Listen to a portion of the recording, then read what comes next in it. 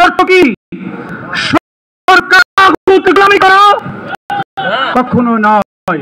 ইমান হলো ইমান আলা ঈমান, ঈমানের উপরে থেকে সকল তাগুতের মোকাবেলা করে ইসলামের উদ্দিন করার নামই হলো আজকে মেহনত।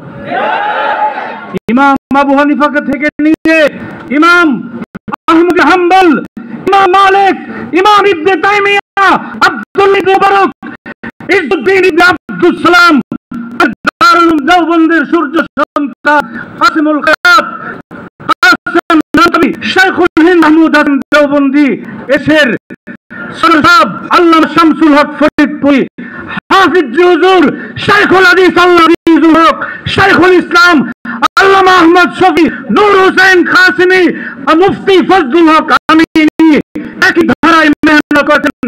আল্লামা সেই বর্তমান সময়ের সবটা প্রিন্সিপাল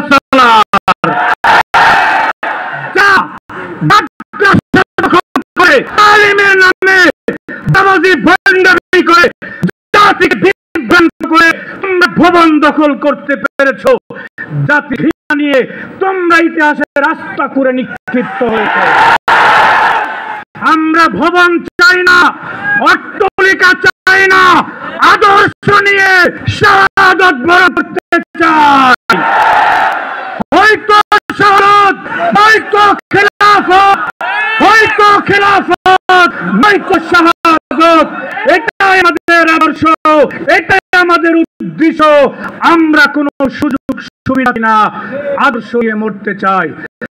কারণ সবার প্রতি আল্লামা মামুনুল হক গতকালকে বলছেন কোন অভিযোগ নাই, কিন্তু ইসলামের উপর আঘাত কাউকে ছাড় দেওয়া হবে না। আল্লাহ মামুনুল হক সাহেবের মধ্যে এদেশে তালিমের মেহনত, তাজকিয়ার মেহনত, সিয়ারতের মেহনত যাদের চলছে এটা পূর্ণাঙ্গ করে ইমারতে ইসলামিয়া প্রতিষ্ঠা করার তৌফিক দান করুন। এ পর্যায়ে সংক্ষিপ্ত আলোচনা পেশ করেন জমিয়তুল উলামা ইসলাম বাংলাদেশের যুগ্ম মহাসচিব, হেফাজতে ইসলাম বাংলাদেশের যুগ্ম মহাসচিব মাওলানা ফজলুল করিম কাসেমী। মাওলানা ফজলুল করিম কাসেমী।